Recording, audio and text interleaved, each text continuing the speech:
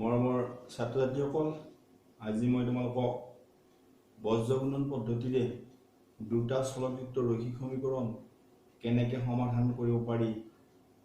তাক দেখুৱাম আৰু আমি সেই পদ্ধতিৰে অংক কৰিম। দুটা যদি সমীকৰণ দিয়া থাকে যে a1x plus b1y plus c1 equal to 0, আন এটা সমীকৰণ a2x plus b2y plus c2 equal to 0 যদি দিয়া থাকে তেতিয়া তুমি ইতিমধ্যে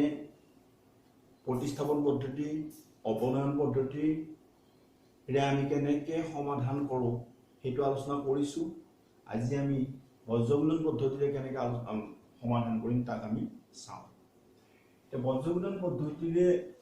সমাধান কৰিব লাগিলে আমাক সহগবিলাকৰ প্ৰয়োজন হয়।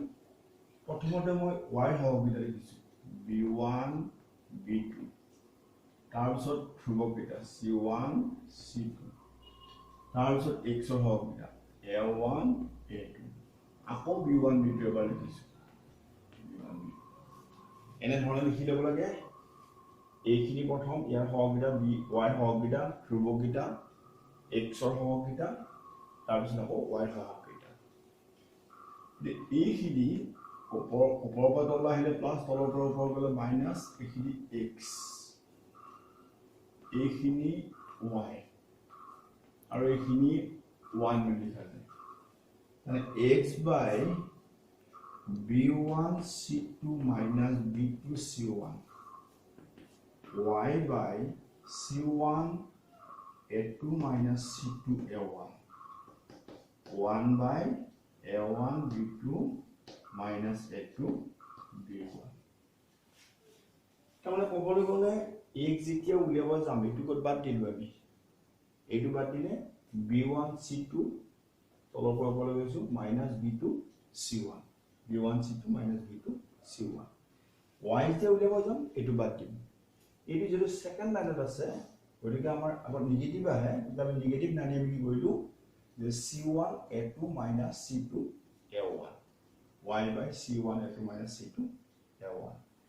আৰু ধ্ৰুৱকটো বাদ দিলে a1 b2 minus a2 b1। এই পদ্ধতিৰে আমি এইটো সূত্ৰ আলম লৈ আমি বজ্ৰগুণন পদ্ধতিৰে অংকৰ দুটা চলবিশিষ্ট ৰৈখিক সমীকৰণ আমি সমাধান কৰিম। এটা অংক লৈছো আমি যে x minus 28y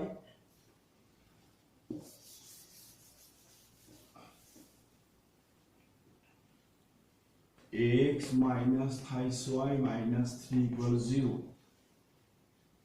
আৰু আনটো সমীকৰণ হ'ল 26 minus 9y minus 2 equal to 0। এতিয়া আমি প্ৰথমতে এই বজ্ৰগুণন পদ্ধতিৰে সমাধান কৰিম বুলি ক'লে নহ'ব, ইয়াত কৈছে যে যিবিলাকৰ অদ্বিতীয় সমাধান আছে সেইবোৰে সমাধান কৰিব লাগিছে। গতিকে আমি ইয়াৰ অদ্বিতীয় সমাধান আছে নাই চাই লওঁ। আমি যদি চাওঁ মই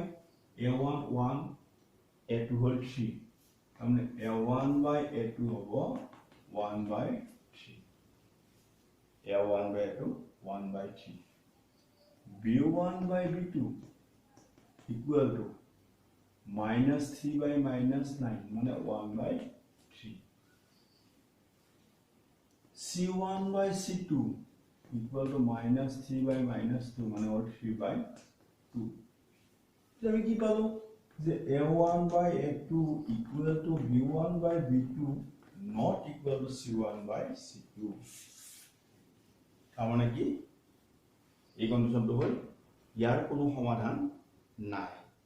যদি ইয়াৰ সমাধান নাই তেতিয়াহ'লে আমি এইটো সমাধান কৰিব নোৱাৰো।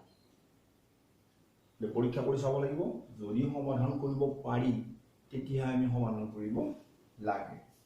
নেক্সট অংকটো চাইছো মই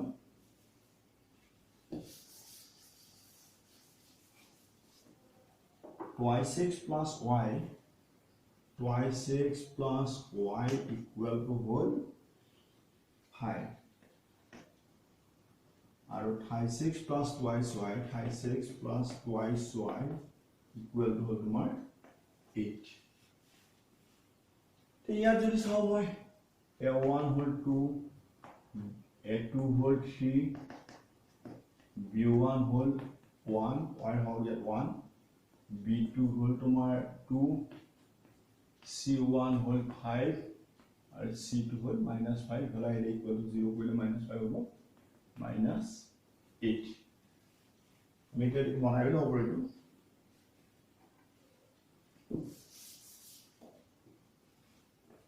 Twice 6 plus y minus 5 equal to 0, or twice 6 plus twice y minus 8 equal to 0. Here is how much A1 by A2 equal to 2 by 3, B1 by B2 1 by 2. I am going to have C1 by C2 A1 by A2 not equal to B1 by B2. What do you order to Homan here? যদি অডিটো সমাধান আছে তেতিয়া আমি উত্তৰ দিলাম এটাকে x by b1 c2 minus b2 c1 y by c1 a2 minus c2 a1 1 by a1 b2 minus a2 b1 it মানলে বহাইলে x এর মান পাই যাম x by b1 হল তোমাৰ 1 B1 C2 1 into minus 8 1 into minus 8 minus B2 C1 2 into minus 5 2 into minus 5 equal to y by C1 A2 minus 5 into 3 minus 5 into 3 minus C2 A1 minus 8 into 2 minus 8 into 2 equal to 1 by A1 B2 2 into 2 2 into 2 minus 3 into 1 গতিকে আমি এই মাতে পাতি দিলো অজগণৰ যিটো সূত্ৰ তাত মানকিটা বহাই দিলো এটা ক্যালকুলেশন কৰিলে আমি x আৰু y মানকিটা পাই যাম তেতিয়াহলে আমি x by minus 1 into 8 1 to minus 8 minus 1 plus 10 y by minus 15 plus 16 equal to 1 by 4 minus 3 x by 2 y by 1 equal to 1 by 1 But I मान लिया पर हम लोग जब मैं क्या कहूँ the x by 2 equal to 1 by 1 तो ये x equal to y by 1 equal to 1 by 1 तो y equal to ऐसा होगा आपको जब मैं प्रतिस्थापन বা অপনয়ন পদ্ধতিৰে অঙ্কটো কৰো কি একটা ৰিজাল্ট পাম যদি আমি যিকোনো এটা অঙ্ক আমি তিনিটা পদ্ধতিৰে কৰিব পাৰো প্ৰতিস্থাপন পদ্ধতি বজ্ৰগুণন পদ্ধতি বা অপনয়ন পদ্ধতি আৰু যেটো পদ্ধতি ধৰি দিয়ে আমি হেতু পদ্ধতি অঙ্কটো কৰিব লাগিব নেক্সট যদি আৰু এটা অঙ্ক চাও মই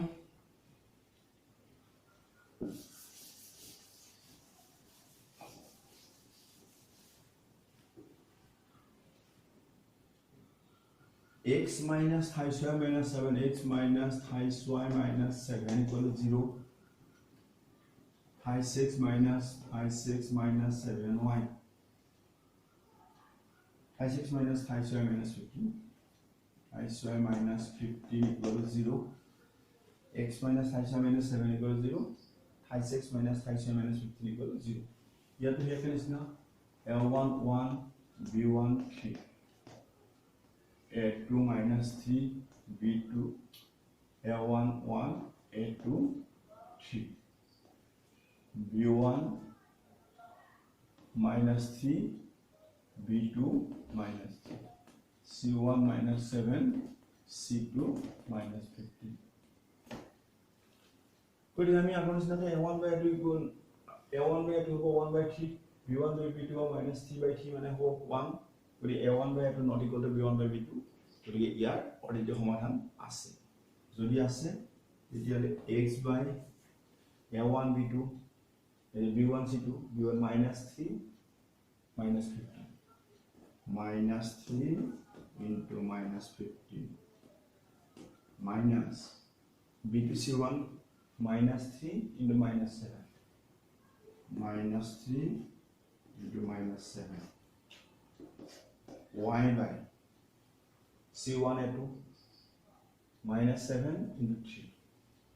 minus 7 into 3 minus c2 a1 minus 15 into 1 minus 15 into 1 by a1 b2 1 into minus 3 minus a2 b1 3 into minus 3 we keep on going x by minus 45 minus 1 plus 45 minus minus minus minus 21 equal to y by minus 21 and minus 15 1 by minus 3 minus 7 plus 9 equal to keep on going x by 20 minus 45 minus 21 equal to over 24 equal to y by minus 21 into minus 15 minus 36 equal to 1 by 6 let's how like about x by 24 equal to x by 24 equal to 1 by 6 this 6 equal to 24 x equal to 24 by 6 mane hol 4 x saman palo ami 4 eke dhorone ami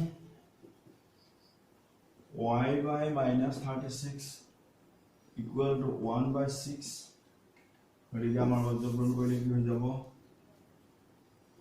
6y equal to minus 36 with y equal to minus 36 by 6 equal to minus 6 তাহলে কি পালো x equal to 4 y equal to minus 6 ঠিক এই ধৰণে অঙ্কটা কৰিবা next এটা অঙ্কলে কৈছো যে a আৰু b কি মানৰ ক্ষেত্ৰত তলৰ ৰৈখিক সমীকৰণৰ অসীম সংখ্যক সমাধান থাকিব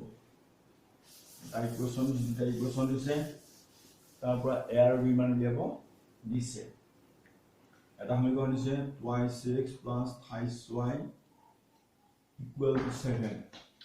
and they dice a minus b into x plus a plus b into y equal to 5 plus b minus 2 eto dice kori iat eta kothai koise je iar অসীম সমাধান আছে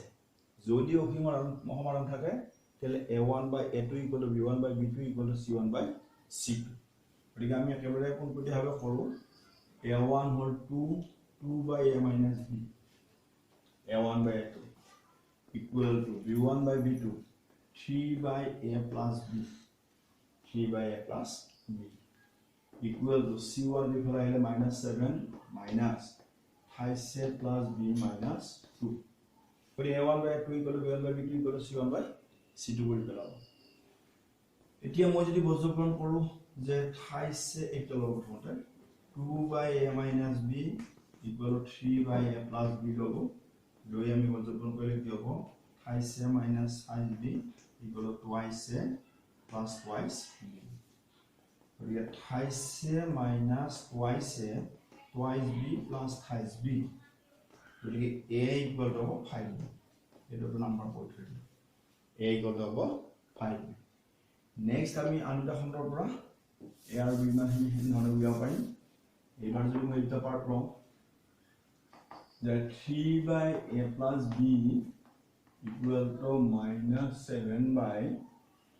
5 plus minus 5 plus b minus 2 এটি यहाँ पर আমি ঠিক একটা ধৰণে উলিয়াম